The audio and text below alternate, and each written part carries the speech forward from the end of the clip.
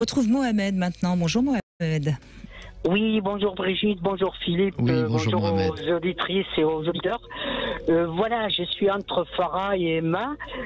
Voilà, j'ai une autre façon de voir les choses. Peut-être je voulais juste revenir à quelque chose que Brigitte, vous venez de dire.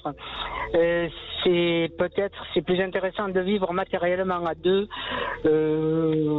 Mais je pense que c'est difficile, même je veux dire quand on a des petits revenus, de petits salaires, de vivre tout seul. C'est vrai que c'est difficile, mais je crois que l'amour, même avec des petits salaires, nous permet un petit peu de nous rapprocher, d'être solidaires. Voilà, c'est ce que je voulais. Et puis entre Emma et Farah, écoutez, moi je suis d'origine algérienne, je me suis mariée avec une Européenne où j'ai vécu 24 ans de bonheur, une dernière année un peu compliquée, mais je veux dire où je suis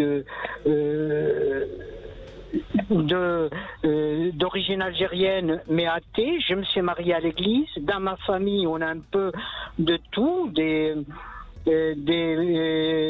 gens qui sont croyants, musulmans, chrétiens. Mes filles sont baptisées, un prénom français, mais ça se passe très bien quand il y a la bonne volonté des deux côtés. En tout cas, vous, on entend que votre culture n'a pas eu un impact trop important, donc c'est peut-être ça aussi qui vous a permis de ne pas vous sentir gêné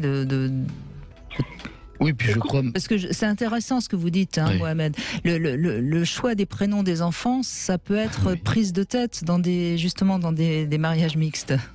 Bon, on en a discuté très longtemps avec mon ex-femme, et c'est vrai qu'on a fait pour nos enfants, pour leur bonheur. Et puis bon, il y avait deux prénoms qui nous plaisaient. Je veux dire, voilà. Mon ex-femme a un prénom européen puisqu'elle est européenne, et ça nous a pas posé de problème, ça n'a même pas posé de problème à ma mère qui a quand même, c'est une dame qui a 86 ans, voilà, je veux dire, et ça se passe très bien dans notre milieu. J'ai fait mon primaire en France, bon, par la suite j'ai fait mes études et j'ai travaillé professionnellement en France, mais je crois que ça dépend un petit peu. J'ai l'impression qu'Emma, elle n'est pas tombée sur la bonne personne, c'est tout. Ça c'est sûr. Je vous l'accorde, Mohamed. Non, mais voilà. C'est bien aussi que vous puissiez témoigner. Bien sûr qu'il y a des couples avec lesquels ça fonctionne très très bien, et heureusement, bien sûr.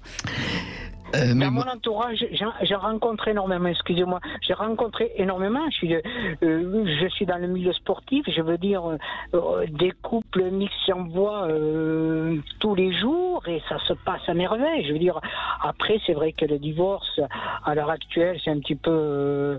ça se passe dans toutes les civilisations, et bon, malheureusement, on ne peut rien faire contre. Hein.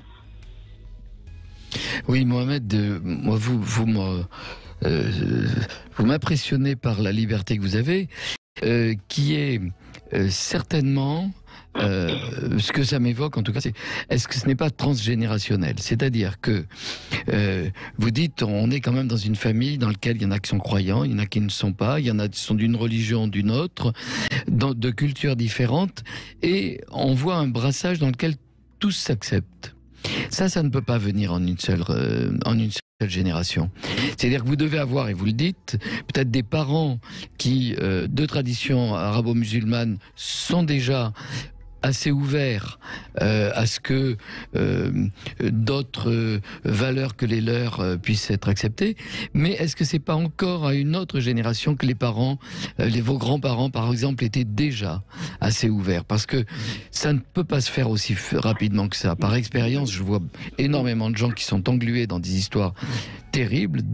Quand la tradition est trop proche, on s'en libère pas facilement. Est-ce que c'était déjà libre à une ou deux générations? Ben, écoutez, moi je me rappelle de mes grands-parents en Algérie, parce que j'arrivais très jeune, donc ils vivaient déjà avec un petit peu des Européens, ils travaillaient avec, ils mangeaient avec, je veux dire, voilà, il y avait déjà cette culture, si vous voulez, peut-être des mariages, bon, il y en avait, mais beaucoup moins que maintenant, mais je pense on a vécu dans ce milieu, je veux dire, j'ai des amis pieds noirs, je veux dire, ça se fait naturellement. C'est-à-dire qu'ils étaient déjà ouverts. aux autres, quelle que soit la culture. C'est un peu l'espoir qu'il faut donner aussi. Par exemple, on parlait tout à l'heure de familles issues de l'immigration qui souvent pour des problèmes un petit peu identitaires, se referment sur elles. Il va falloir peut-être un travail, ça sera 20, 30, 40 ans. Ça ne peut pas venir tout de suite, parce que vous avez une tradition de liberté de pensée qui est quand même plus ancienne. Mais Mohamed, oui. vous avez le sentiment aujourd'hui que ça se libère ou au contraire que ça se referme ? Mais j'ai l'impression que ça s'est libéré à une certaine époque, dans les années 70, 80. Donc c'est vrai que, bon, je vous avoue que j'ai rencontré mon ex-femme en boîte. Mais après, j'ai l'impression qu'en ce moment, il y a eu... Je pense que la politique fait énormément. J'ai l'impression qu'on est en train de nous monter les uns contre les autres, alors si on laissait faire, je veux dire, je pense que les choses se feraient et j'irai toute seule, parce que je veux dire, à un moment ou à un autre, une génération, 2 générations, 3 générations, vous êtes obligés de changer profondément. Vous vivez dans un autre pays, vous avez grandi, vous êtes né, à un moment vous avez les codes. Quoi qu'il arrive, vous avez les codes et ça fonctionne. J'ai l'impression qu'en ce moment, on est en train de nous monter les uns contre les autres et c'est un petit peu dommage. Et je crains que ce soit en effet la réalité et non pas une impression, Mohamed, et c'est bien dommage parce qu'en effet ça laisse beaucoup. Enfin, moi il me semble que les femmes aujourd'hui qui portent le voile, beaucoup le portent parce qu'elles n'ont pas trop le choix. On en voit de plus en plus, mais je pense que c'est plus par souci pour être tranquille que par conviction profonde. Mais bon, après, c'est mon avis. Je ne sais pas si... Je précise bien que c'est mon opinion. C'est très possible. Et puis, mais on se rend compte d'une chose surtout, c'est que la tradition, je vous laisse parler, Mohamed, mais la tradition a une seule valeur, c'est de ne pas changer. Mais que ce soit dans le christianisme, les fondamentalistes, que ce soit dans les autres religions. Je vous ai coupé, pardon, Mohamed. Mais Philippe, je crois qu'à un moment donné, on dépasse ces codes. Je crois qu'une fois que première, deuxième, troisième génération, tous ces codes n'existent plus. Après, vous êtes imbibé de 2 cultures et vous faites votre propre... Je crois que oui, vous faites votre propre choix. Et je reviens un petit peu au voile. Souvent, certaines femmes, elles ont besoin d'avoir la paix.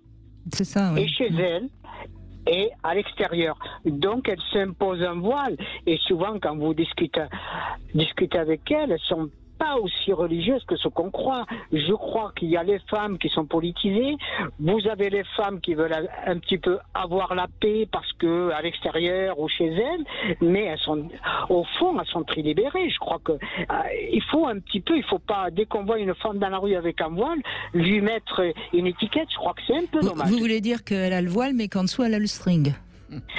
Oui, beaucoup aussi, d'ailleurs. Oui, bien sûr. Bon, eh ben, écoutez, au moins on s'amuse. Voilà. Tant qu'on peut encore s'amuser, ça tout ira bien. Merci Mohamed. Merci Mohamed. Merci de votre émission. Au revoir. Merci de votre témoignage.